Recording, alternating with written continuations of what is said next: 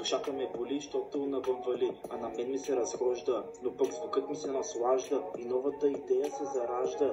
Мотивиран съм от шумът на капките, този звук е от сладките. Вали дъжд, крият се и бабките, аре овкайте и молете се да спре и по-скоро да изгрее слънце. А аз посях моята мечта под формата на зрънце и дома покълне и водата от земята то погълне. Няма как да не разцъфне, защото с любов съм го просял бе и енергията си ще му дам бе. То ще порасте и вкусният си плод ще ми даде, а именно за опитът послание. Тайното знание за живота е нашето желание.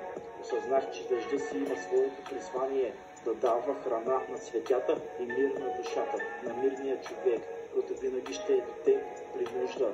Само го поискай и натискай и на гадния дъжд се усмихвай.